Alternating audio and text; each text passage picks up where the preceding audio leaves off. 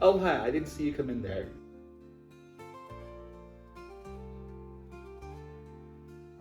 I was just reading some of the Arabian Nights.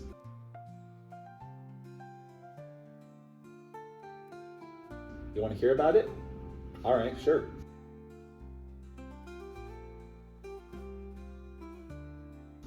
So there's this girl named Shirazad, right? And she's in some major trouble. She's being held captive by this evil king dude, Shahryar, and he intends to kill her. But she's been able to avoid it because it turns out she's got some pretty wicked storytelling skills. So every night she's been spinning more and more of this massive yarn, and every night she's been leaving on a cliffhanger, promising evil king dude that the next part of the story will be even better and more exciting. Soap opera writers would later use this storytelling method to get even richer than the evil king's wildest dreams. Use what works, I guess. So when we pick up, Scheherazade is in the middle of a story. At the moment, there's two women giving testimony to Jafar the vizier, who wants their stories for reasons that are very complicated and involve sock puppets. Right now, it's the first woman's turn to tell her story. She had two sisters, and they all lived together with their mom. But the mom died, and both her sisters begged her to get married so they could help the family live. She tried to say no, but they insisted, and she didn't need the money. They really should have listened though, because both of them came crying back about all this awful stuff their husbands had done. In the end, she let them back in. It wasn't so bad anyway, because it turns out she's a pretty good businesswoman with a killer hustle podcast. So one day they all decided to go on a business trip to Basra, see the sights, sell some goods, make a profit, and have fun. Except they got blown off course. Luckily, the lady spotted some land, and so they decided to dock there and get their bearings. But when they got to shore, everyone sees that all the buildings and people are turned to stone. So she just keeps looking for places that don't look like any early 2020 city, hoping to find some answers. Eventually she gets to her palace, which is at least still opulent and shiny and covered in gems and stuff, so she thinks, oh boy, I'm making progress. Eventually, as she makes her way through the palace, she hears someone else's voice chanting prayers from the Quran. And when she follows the voice to see who is singing so sweetly, she saw the hottest dude she's ever seen. It looks like every romance movie cliche love at first sight moment that's ever left you looking like you've sucked a lemon. She approaches the dude, totally entranced. Hey there, hot boy who I just met and who could be potentially dangerous. How'd you get to be here? Oh, hey there, totally hot babe, who just wandered into my room. See, I can tell you my life story, but who's to say that I can trust you, or who's to say that you're not going to kill me? See, the story is this. My dad used to run this place, and everybody here used to worship fire instead of God, until this lady came by one day and taught me all about the Quran. I decided to keep it a secret from my family. Thought maybe it'd be a good idea to convert as many people as possible. I don't know, I guess my hindsight's 20/20. So one day there was this voice in the sky, and it was like, anyways, everybody needs to worship God instead of fire. And nobody really decided to listen. Well, that happened again a year after, and everybody in the city turned to stone except me. I'm so lonely. Can you please help me? I've got a better idea. How about you come along with me and my sisters on our sailing ship and we can get married. That way you can talk to me all you want. How long have you been here anyways? What have you been eating? Definitely not rats. Not rats. You know, anybody with a diet for rats, that'd be very unhinged. Okay, I believe you. And so they spent the night together, and when next morning came, she took her new hunky fiancé to meet her sisters. When she told them their story, they seemed totally happy for the new couple, but little did the lovebirds know that those sisters had a Cinderella to their evil plan in store. So as they set sail back to Baghdad, the First Lady's sisters asked her, so, what are we gonna do with Hunksman Gay over there? I'm gonna marry him, and then we're gonna have 3 kids, a little white dog, and a white house with a picket fence. It's gonna be great. Whatever you say, babe. I'm totally yours forever. We're especially never gonna die, especially not tonight. Oh, definitely not. We're gonna have a great night tonight. Think about all the great times we're gonna have together. so we're definitely gonna, kill him, right? Obviously. And so they threw them both overboard in the middle of the night. I mean, damn. When I have a fight with my siblings, it's always over before long. Clearly they had issues. Anyway, the First Lady survived, but her boyfriend drowned in the sea, tragically leaving behind very sexy corpse and little consequence to the ultimate narrative. Eventually, she washed up on shore, got her bearings, and decided to look for civilization. Little did she know that was when she run into the snakes. At first she only saw one, and then she saw that one being chased by another smaller one.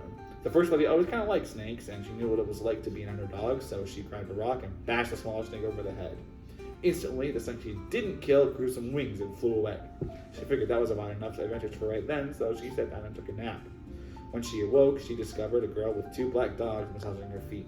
Now, like anyone with an ounce of sense, the first lady wasn't one to turn down a free massage, but that was pretty freaking weird, even for her. Who are you? I'm the snake. You know, the one you just saved?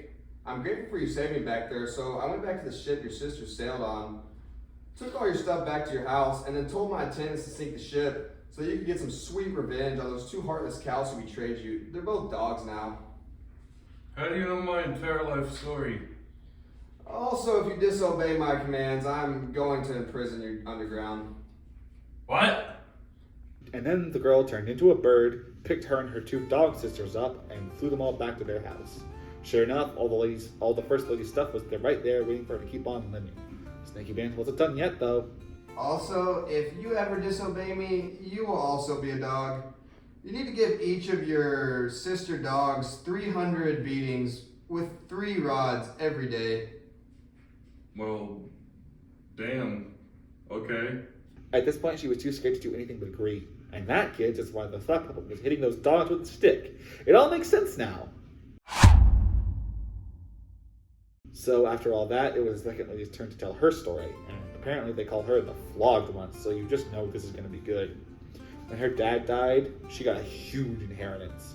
Using that, she was able to marry the wealthiest man in Baghdad, and they were happy together for a year before he died too. Womp womp. But the husband also left the second lady a massive inheritance, so now she's a Nepo baby and a gold digger. Fantastic! One day after her husband died, she was just sitting at home, big chilling, when the oldest lady you've ever seen in your life walked in. Seriously, she was so horrific to look at that only a poet could describe her awfulness. She approached the second lady and was like, Oh, darling, would you please help me and my orphan daughter? You're so enormously loaded, the least you could do is attend her wedding day. Why would I do that? You do know I have about 1 million other better things to do than Please. that. No. Please. No. Please. Okay, fine. You've got to be about the pushiest old lady I've ever met. Fine. Finally, the old woman left so the second lady could get ready. When she arrived, she was escorted into the wedding hall by some servants and met the bride-to-be, and unlike her mom, she actually looked fairly good, especially because she borrowed one of the second lady's outfits. But then the bride-to-be told the second lady something that got her genuinely excited. So I have this brother, right? And he's actually not too bad in the looks department. And he told me he's seen you around town and he just wanted me to introduce him to you. Wait, how did the brother know that the second lady was going to the wedding on such short notice? Did the mom tell him? Surely if he'd just seen the second lady in passing, the brother wouldn't know her name. So how in the world did... Hot boy, where? When the second lady saw the bride-to-be's brother, she was all over him. He was a total dreamboat, exactly her type. It was like she'd made him in The Sims to be perfect. They talked and talked and talked, and it wasn't long before they both realized it was love at first sight. They brought some people to write up a marriage contract, and he made her promise not to even look at another man. Total red flag, but I guess they hadn't learned to look out for that stuff in the old days. The two got married and spent exactly 1 happy month together before everything fell apart. One day, the second lady felt like going fabric shopping, so she grabbed the old lady and went to the market. Turns out Granny had some serious hookups when it came to shopping because she knew all the best spots. And of course, because it wouldn't be the Arabian Nights without infidelity, the fabric merchant was a total cutie.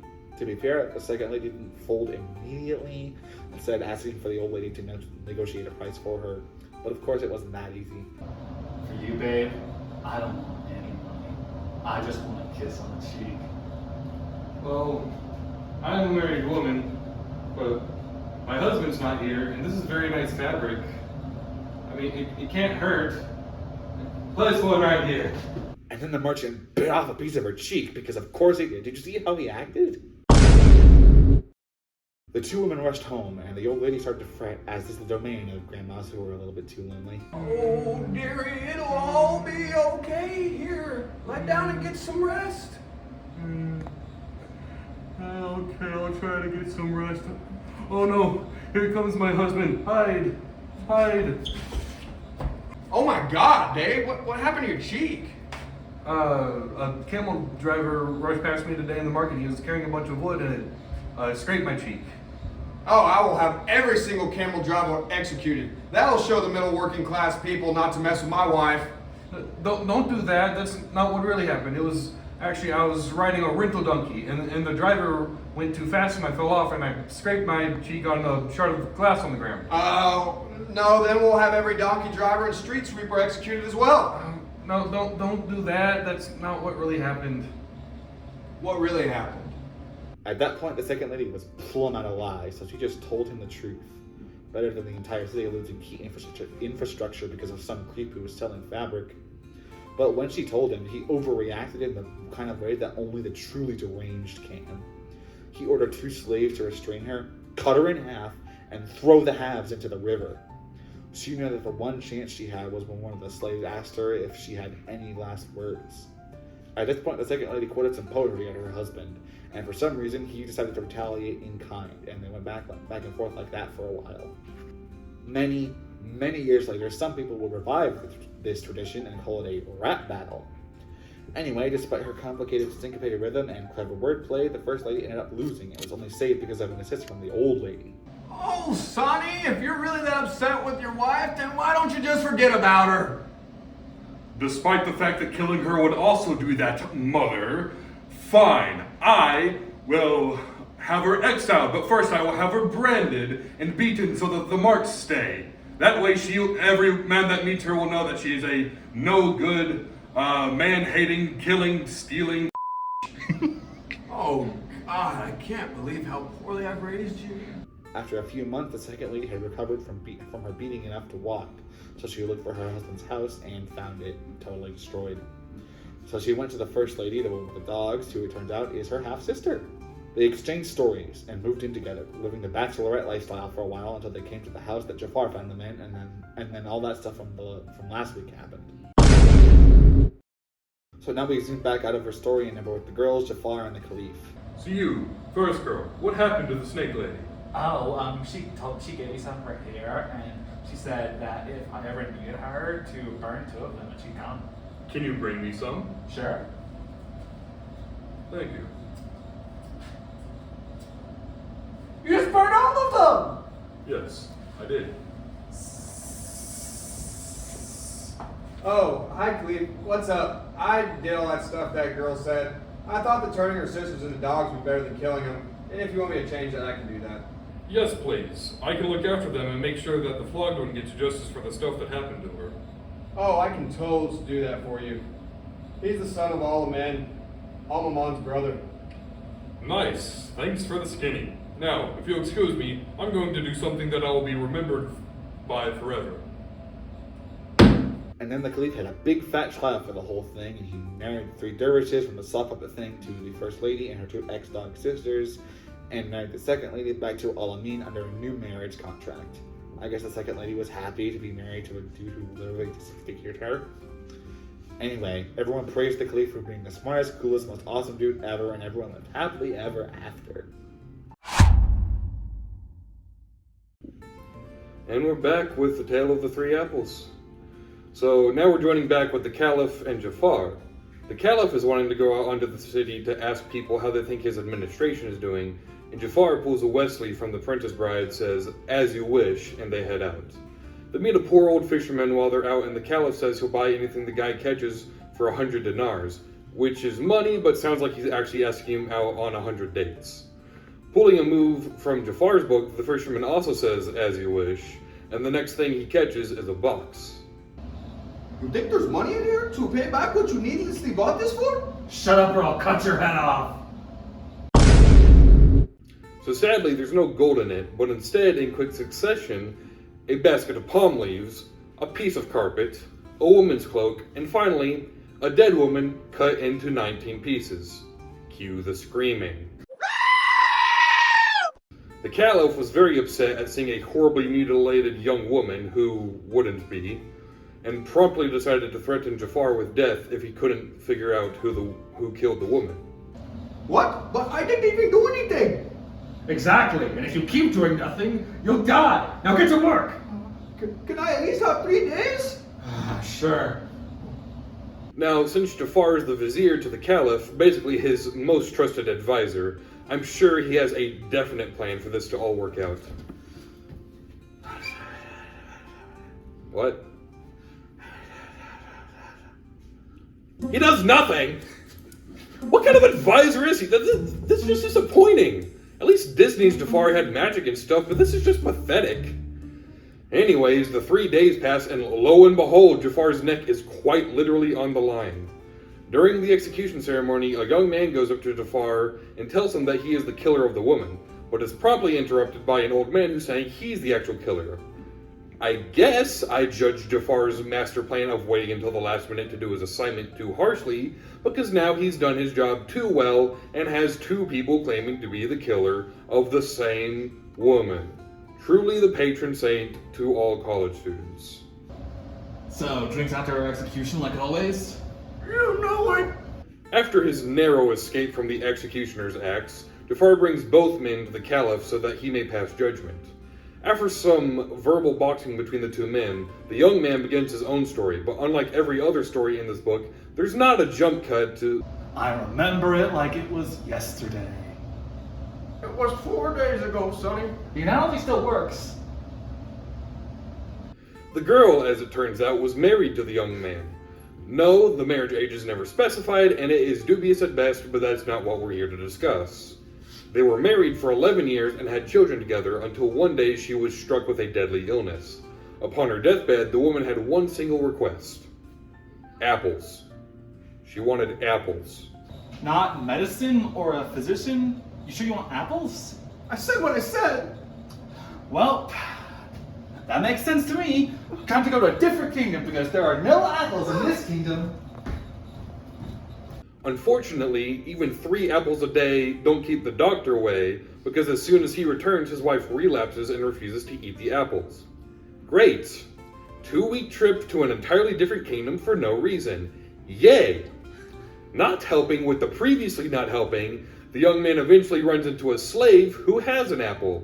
And since there's no other apples in the city aside from the ones he picked up during his 2-week journey, he finds this very suspicious.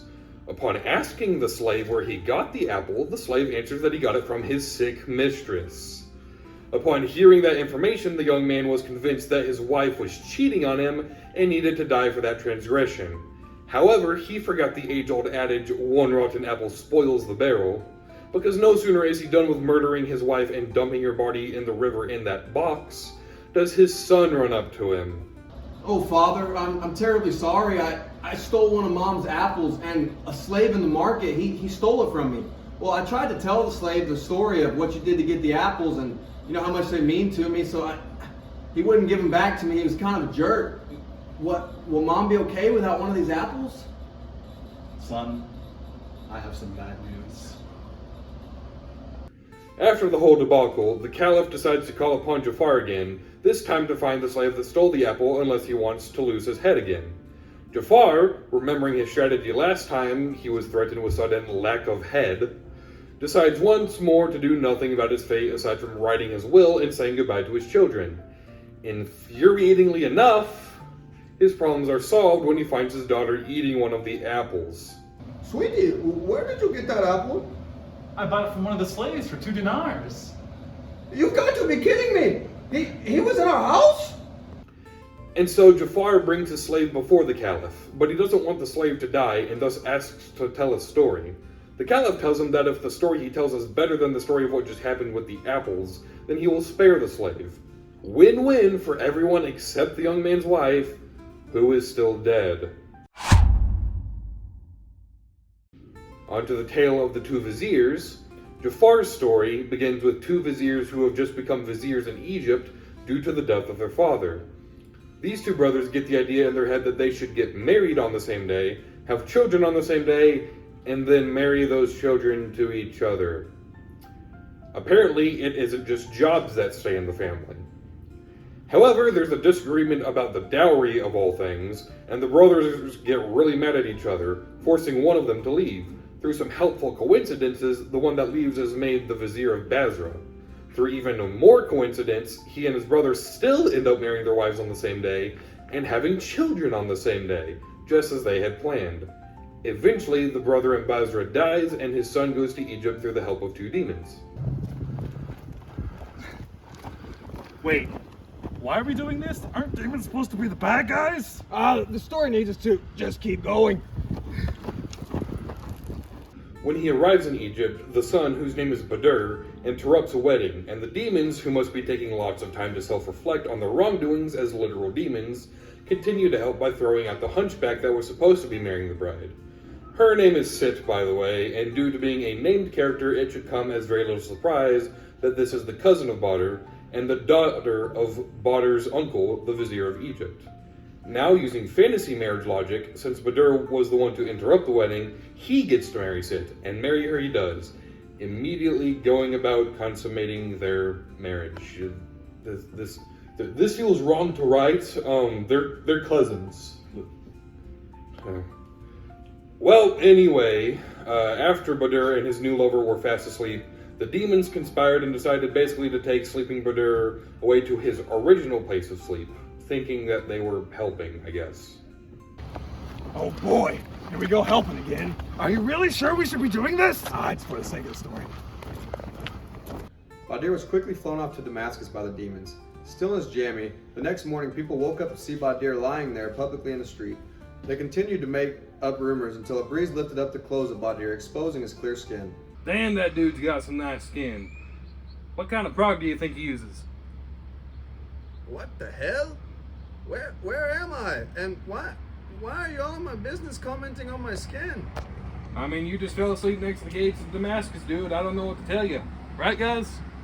No, I went to sleep in Cairo last night. Cairo?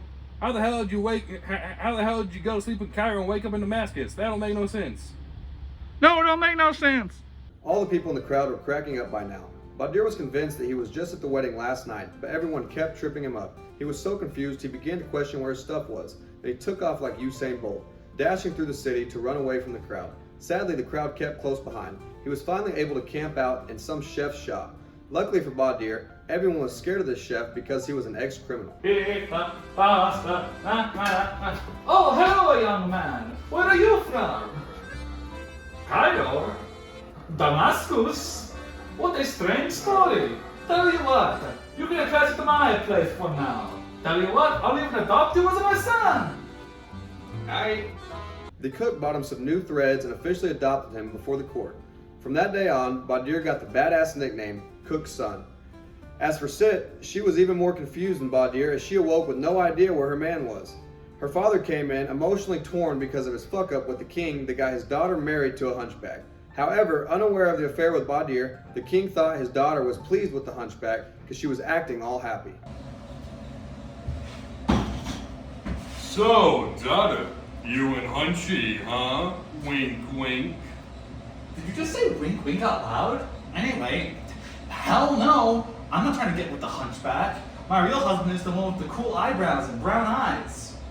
What? Hunting on the toilet anyway. Yep, Daddy was pissed, so he headed straight to the privy where he found the hunchback upside down. So I heard your daughter has a kink for buffalo and demons. Go on, get. No, bro, not until sunrise. Because you see, yesterday I saw this gigantic black cat, and then it grew to big, the size of a buffalo, and then it started ordering me around. What the hell does that mean? Ah, no! Sit's dad got pressed and made the hunchback tell the king, and soon after tried to get the secret out of Sit. But Dad, all I did was sleep with this really hot guy and he got me pregnant. See? Here are his clothes. Sit's father examined the clothes, finding some proof that Badr had traded for a ship and dipped. Dude wasn't happy when he saw it was his nephew's clothes until he noticed the money to help him with the issues. The note also showed that their story corroborated. Sit's father decided to tell the king he had just learned about his bro, which his king was hyped to hear. Eventually, Sit had her baby, who they named Ajib. She wanted to find her husband, so Sit's dad, Sit herself, and Ajib set out to find the vizier's nephew. Traveling for 20 days and finally reaching Damascus, they pitched their tents and Ajib sent a eunuch servant ahead to check out the city. Eventually, he also decided to go as well. And bro must be a big deal, because of all the people of the town saw him and formed a decent-sized crowd. While walking, the eunuch randomly stumbled across the cook's shop where Badir worked. Badir had taken over the shop since the cook died and basically is now a stereotypical bearded wise old man. Badir was amazed by this beautiful boy. Oh, all you need to do to make me happy is eat my food. I pity this cook. Maybe eating with him will show God that I am great and he'll help me find my dad. The eunuch thought this whole thing was sketchy, but Badir spat some sick bars and convinced him and Ajib to enter the shop. As they ate, Badir got emotional thinking about his old family. The eunuch and Ajib, not wanting to be in the awkward situation, finished eating and dipped. However, Badir couldn't stand this, so he went stalker mode and followed them. The eunuch noticed him and said,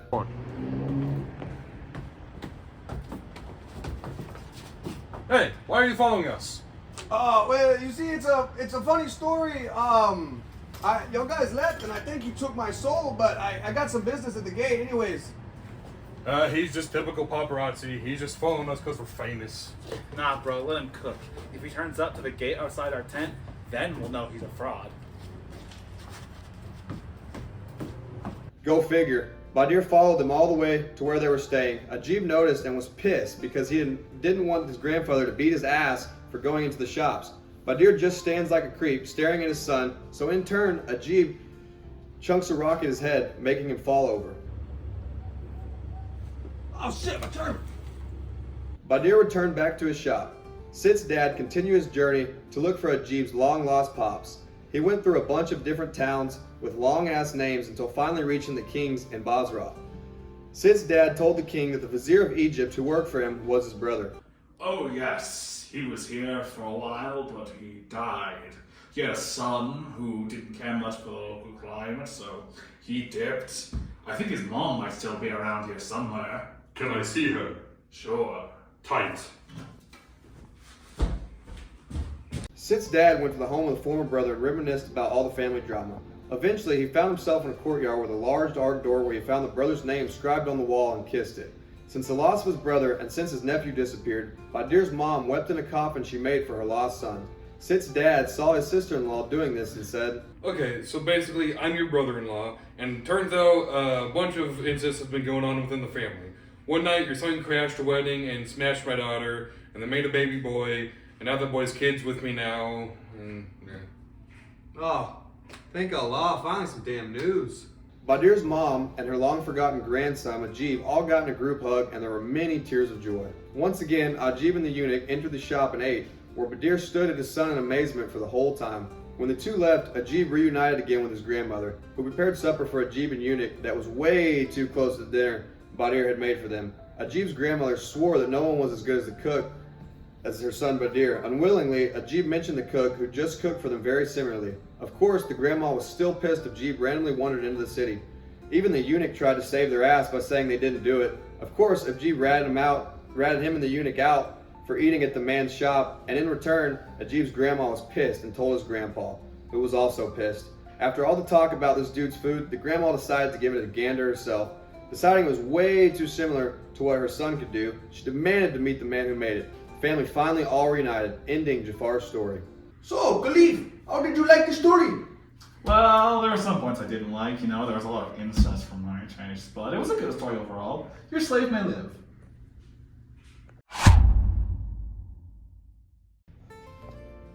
Oh, howdy.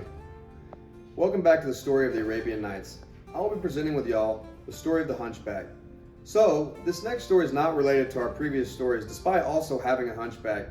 This story takes place in Basra, a city in China, and the plot mainly revolves around a tailor and his loyal wife. One day, he and the missus spent a day gallivanting and having a good time around town, eventually running into a hunchback. The hunchback was wearing a robe, collar, scarf, and one of those really tall hats that someone like Abe Lincoln would wear. He was sitting there playing the tambourine, and the couple noticed he was drunkenly slurring a love song. I wanna like a virgin, nice and new. Let me drink from my friend with a nice cold brew. The tailor and his wife were pretty solid with themselves at this point, so they decided, screw it, let's invite this dude to our house. He seems like he knows how to party. While they were noshing on some eats, the tailor thought it'd be super funny if he challenged the hunchback to swallow a piece of fish whole. You know how drunk people are. God damn it! Chew the whole thing, man! Chew the whole thing! Shit, a bone. The bone, unsurprisingly, got stuck in the hunchback's throat, killing him. The tailor punched the hunchback in the chest, which released his soul, leaving only the dead body. As the couple realized, oh shit, we just killed a guy, they covered the hunchback in a silk blanket and came up with the alibi that if anyone asked, they would say they were taking their sick son to the hospital. Solid plan. So the tailor and the wife carried the boy around, hooting and hollering, and carrying on that he had smallpox, until someone finally showed pity and pointed them to a Jewish physician's house. They knocked on the dude's door and his maid answered. Right after this maid took their payment money upstairs with the doctor, the tailor stood the hunchback up in the middle of the stairs and the couple left. Meanwhile, the maid told the doctor about the couple downstairs with their sick child. The doctor, bless his soul, was happy to help and leapt up to get to treating the kid. In his enthusiasm, he didn't see the hunchback's corpse on the stairs and tripped over it, causing him to think that he had killed some other unrelated dude. The physician quickly carried the dead body upstairs and showed his wife, who in return told him they were both screwed if he did not get the body out soon. God damn it, they're gonna take my medical license away. I'm so screwed. Then hide the body, dumbass! Eventually, he and his wife decided that they were going to carry the body to the roof and chuck it in the neighbor's house. Their neighbor, a Muslim bachelor and steward for the king's kitchen, usually threw out the scraps from the day's cooking for the cats and mice to enjoy. So the physician and his wife dropped the body down the roof, leaning it up against the inside wall of the neighbor's house. A little bit later, the steward got home from reciting the Quran, where he saw the body standing in the corner. The Muslim bachelor grabbed a club and hit the poor dude in his ribs, and again in his back, where he lay dead for the third time now. Eventually, the bachelor decided to take this poor, repeatedly murdered hunchback on his back, set him against a shop in the corner of a random dark alley, and skedaddle. Of course, here comes the nice Christian tradesman, who happened to be the king's personal finance advisor. Because everyone works for the king, apparently. At this point, this dude was drunk, which apparently why he came to the conclusion that someone has stolen his lost turban. He stopped to take a whiz, but before he could, he saw the hunchback also wearing what looked to be a turban and sleeping leaned against the nearby shop wall. To spite the dude for stealing his turban, he beat the shit out of the hunchback because apparently bro hasn't had enough yet. Too drunk to stand, he fell over on the hunchback, choking and killing him for the fourth time now. He called the local watch to come over and help. Hey, what's going on over here? I swear to God, he stole my turban, man. Get off of him, man! Why in the hell would a Christian broker kill some random hunchback anyways? The watchman then took the Christian broker and the hunchback to the cop's house. The Christian sobered up, and once he realized what he was in for, got pretty pissed, wondering how he killed the dude with one punch. It's not like he was a bald Japanese superhero. In the morning, the cops told the king all about how a Christian had killed a Muslim. The king decided to publicly hang the Christian, and as the hangman was about to hang the Christian broker, the Muslim's bachelor from earlier ran up and started rambling. Stop! Don't kill the Christian. He didn't kill the hunchback. That was me. The chief bought this story, despite the fact that it was entirely circumstantial. So now, the Muslim bachelor stood in the same gallows as the Christian salesman. Lucky guy. But here we go again. The Jewish physician comes running through the crowd. Stop! Stop! Release this dude! It was me who killed him, not him! Hang the Jew. Release the bachelor. Now, for the third time, a different man stood in the gallows and was ready to be hung when finally the tailor who originally invited the hunchback to dinner burst through the crowd. Stop! Stop! It was me who killed him. Do not hang the good doctor for my crimes. Why is everyone in the city so eager to die? Fine, release him. The hangman proceeded to tie the tailor up. However, because the story just loves twists, it turns out the hunchback was the king's favorite clown the entire time. When the hunchback decided to get wasted instead of being there for the king waited all sad for the entire day until he finally decided to ask someone near him where his bro was. So yeah, man, I heard they found this hunchback dude and arrested his murderer. But then when the dude was about to hang, 3 other people came up and confessed. I hear they're about to hang the last dude now. Okay, this I have to see. Bring me all the guys who confessed. The king's chamberlains went to all the people by the guy being hung right before the tailor was about to be slayed. The police chief brought all the guys to the king and they told him all their stories about the dead hunchback. The king heard the stories and was so amazed that he actually suggested they write down all these stories for posterity's sake, and the Christian is the first one to start his story. So yeah, that's about all we have time for this week. Will the hunchback's corpse be put to rest? Will a killer hang? And what's the Christian tradesman gonna tell the king of China? You'll have to find out next week on 1001 Arabian Nights. Kai!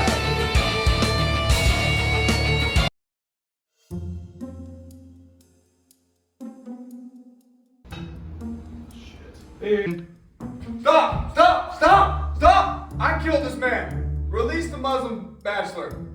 That's my line. Action. Stop! Stop! It was me who killed him. Do not hang the what? Do not hang the good doctor for my Do not crimes. hang the good doctor. Why is everyone? And then told my attendants to seek the ship so that you could get some sweet revenge on those two heartless cows who betrayed you. They're both dogs now. Line. Action. I wanna like a virgin with a nice. No, that's not it. That I was about to sing that. Oh, hello, young man. Where are you from? Oh, Cairo. Damascus. To redo that, I need to act like him. I tried to tell the slave the story of how mother got the. You were doing. Oh, howdy. Today we're back with the more stories of the Arabian Nights. I will be presenting with y'all the Hunchback's Tale. I guess I'll tell you. Anyways, one day we just decided to stop worshiping fire and we all started to learn the Quran. No. No. Why would I do that? I have a million other things better to do than that. Please! No. Please! No. Please! Okay, fine, alright. I got it. I didn't say that all of my line there either. No. I missed one. She told me that if I ever need her to burn a couple of her hairs. Can you bring me some? Sure.